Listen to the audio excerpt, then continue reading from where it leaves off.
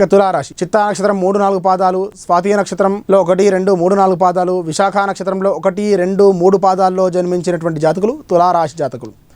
తులారాశి జాతకులకి ఆదాయం 2, వ్యయం 8, రాజ్యపూజ్యం 1, అవమానం 5.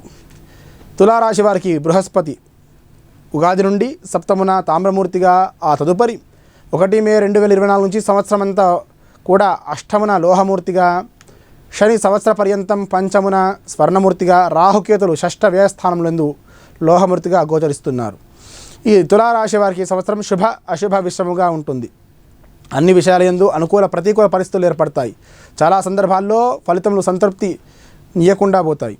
వృత్తి ఉద్యోగ వ్యవహారాల్లో ఆశించినటువంటి ఫలితాలు ఉండకపోవచ్చు. కుటుంబ పరంగా సానుకూల పరిస్థితులు, స్థిరాస్తి వృద్ధి, కార్యాచరణ, శుభకార్యాచరణ జరుగుతాయి. వ్యవసాయం రంగంలో ఉన్నటువంటి వారికి లాభం చూస్తారు. అన్ని రకంలో స్వతంత్ర వృత్తి వారికి, కళాకారులకి సంతృప్తికరమైనటువంటి ఉపాధి లభిస్తుంది. విద్యార్థులకి చక్కటి ఫలితాన్ని సాధిస్తారు. వ్యాపార పరంగా ఒడిదొడుగులు ఉన్నప్పటికీ ఉన్నత వృత్తుల వారు, కంప్యూటర్, ఫైనాన్స్ రంగం వారికి వృద్ధి ఉంటుంది. రాజకీయాల్లో సమస్యలు ఎదుర్కొంటారు. దానివల్ల మనశ్శాంతి లేకుండా పోతుంది. బంధుమిత్రులతో కలహాలు, తలపెట్టినటువంటి పనుల్లో చికాకులు అధికమవుతాయి.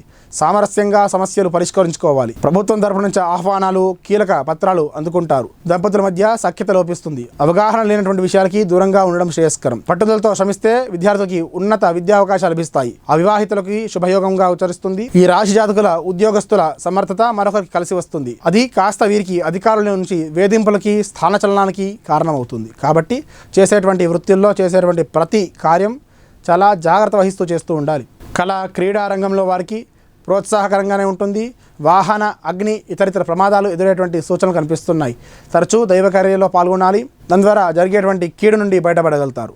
ఈ రాశి జాతకులు రుద్రాభిషేకం, శనికి తైలాభిషేకం, రాహుకేతుల యొక్క శాంతి చేసుకోవడం, నదీ స్నానం చేయడం చక్కటి శుభ ఫలితాన్ని ఇస్తాయి. ఇది తులారాశి ఫలితాలు.